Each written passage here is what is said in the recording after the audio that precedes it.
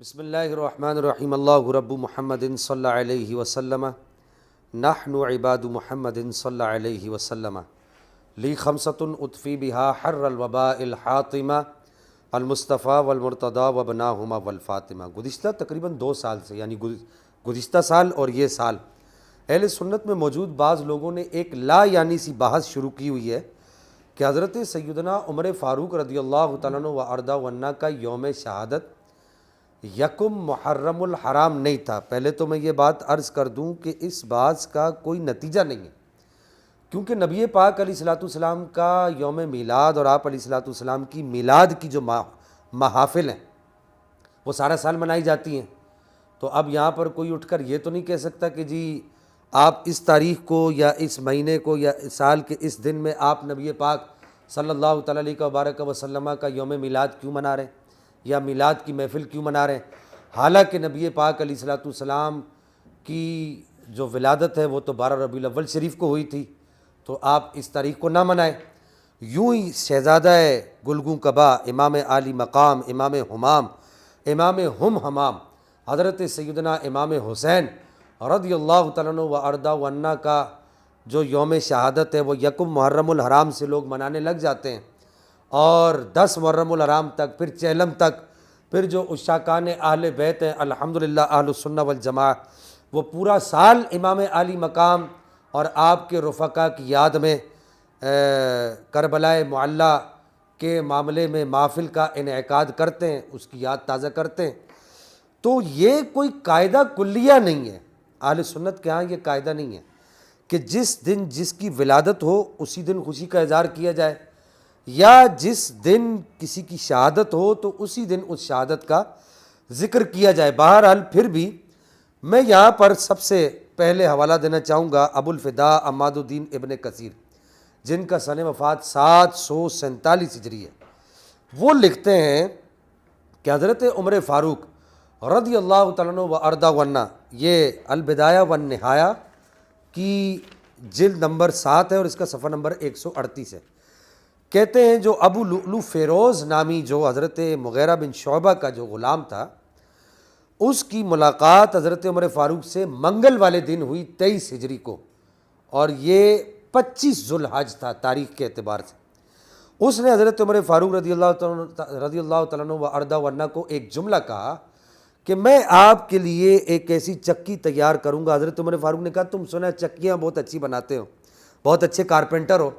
تو اس نے کہا کہ میں آپ کے لیے ایک ایسی چکی تیار کروں گا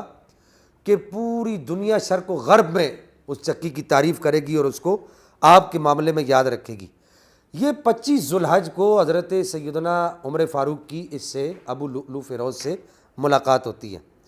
اور 26 ذو الحج کی صبح طلوع آفتاب سے پہلے یعنی فجر کی نماز کے لیے حضرت عمر فاروق مسجد میں تشریف لائے، تو اس نے حضرت عمر فاروق پر 6 وار کیے پے در پہ، ان میں سے ایک وار آپ کی زیر ناف بھی لگا جس کی وجہ سے آپ زمین پر گر گئے، اور پھر وہ بھاگا، اور اس نے بھاگتے ہوئے 13 اشخاص پر حملہ کیا، 13 میں سے 6 اشخاص شہید ہو گئے، اور پھر اس کے بعد حضرت عبداللہ بن عوف نے اس کے اوپر کمبل ڈال کے اس کو قابو کر لیا، لیکن اس ملعون نے خودکشی کر لی۔ اس کی خودکشی کرنے کے بعد حضرت عمر فاروق رضی اللہ عنہ و ارضہ عنہ کو گھر لے جایا گیا۔ اس دوران آپ وصیتیں فرماتے رہے، لوگوں سے باتیں کرتے رہے، اور آپ نے یہ بھی پوچھا کہ مجھے قتل کس نے کیا ہے، کس نے وار کیا ہے، تو آپ کو بتایا گیا کہ ابو لؤلؤ فیروز نے آپ پر وار کیا ہے۔ تو آپ نے اللہ کا شکر ادا کیا اور کہا کہ یا رب العالمین تیرا شکر ہے کہ مجھ پر کسی مسلمان نے حملہ نہیں کیا، وگرنہ اللہ تعالیٰ کی بارگاہ سے پوچھ گچھ ہوتی۔ اب 26 ذو الحج کو آپ پر یہ حملہ ہوا ہے، 3 دن آپ اس کے بعد، تمام مورخین نے اس بات کو لکھا ہے، آپ حیات رہے ہیں، وصیتیں کرتے رہے، اور پھر 29 ذو الحج کو آپ کی شہادت ہوئی ہے، اور یکم محرم الحرام کو آپ کی تدفین کی گئی ہے۔ یہ ابو الفداء عماد الدین ابن کثیر نے لکھا ہے، حوالہ میں نے عرض کر دیا۔ امام ابو جعفر طبری، ان کا سن وفات ہے 310 ہجری، یہ اپنی سند کے ساتھ روایت کرتے ہیں کہ حضرت عمر فاروق کو 26 ذو الحجہ 23 ہجری کو زخمی کیا گیا، اور یکم محرم الحرام 24 ہجری کو آپ کی تدفین ہوئی۔ اور اس کے بعد امام ابو نعیم اصفہانی جن کا سن وفات 430 ہجری ہے، وہ بھی اس بات کو لکھتے ہیں کہ حضرت سعد بن ابی وقاص بیان کرتے ہیں کہ حضرت عمر کو 26 ذو الحجہ 23 ہجری کو قاتلانہ حملے میں زخمی کیا گیا، اور یکم محرم الحرام 24 ہجری کو کی صبح آپ کی تدفین ہوئی۔ پس آپ کی خلافت 10 سال 5 ماہ اور 21 دن رہی۔ یہی بات علامہ ابن اسیر جزری جن کا سن وفات 630 ہجری ہے، انہوں نے اسد الغابہ جلد 4 صفحہ نمبر 156 پر، علامہ یحییٰ بن شرف نووی جن کا سن وفات 676 ہجری ہے، انہوں نے تہذیب الاسماء واللغات جلد 2 صفحہ نمبر 13 پر، علامہ ذہبی جن کا سن وفات 748 ہجری ہے، انہوں نے سیر اعلام النبلاء پر اسی بات کو، بہت بڑے مستند آدمی ہیں، اسی بات کو جلد 2 صفحہ نمبر 418 اور 417 پر اسی بات کو لکھا ہے۔ اور یوں ہی ملا علی قاری رحمہ اللہ محدث کبیر جن کا سن وفات 1014 ہجری ہے، انہوں نے مرقات المفاتیح کی جلد نمبر 9 صفحہ نمبر 37-27 یعنی 3727 پر لکھا ہے۔ اور شیخ محقق علی الاطلاق شیخ عبدالحق محدث دہلوی جن کا سن وفات 1642 عیسوی ہے، انہوں نے اپنی کتاب لمعات التنقیح کی جلد 10 صفحہ نمبر 130 پر بھی یہ لکھا ہے کہ حضرت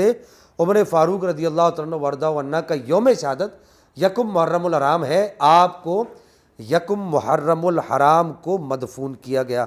آخر میں حضرت عمر فاروق کی فضیلت کے حوالے سے ایک حدیث مبارکہ عرض کر دوں کہ حضرت عمر فاروق رضی اللہ تعالیٰ عنہ وارضہ عنہ یہ دعا کیا کرتے تھے، بخاری شریف کی حدیث نمبر 1890 کہ یا رب العالمین مجھے اپنے راستے میں شہادت عطا فرما اور اپنے رسول صلی اللہ تعالیٰ علیہ وبارک وسلم کے شہر میں مجھے موت عطا فرما۔ تو آپ سے اکثر لوگ پوچھا کرتے تھے یہ کیسے ہوگا کہ آپ شہید بھی ہوں اور نبی پاک علیہ السلام کے شہر میں آپ کو دفن بھی کیا جائے؟ تو دفن تو اس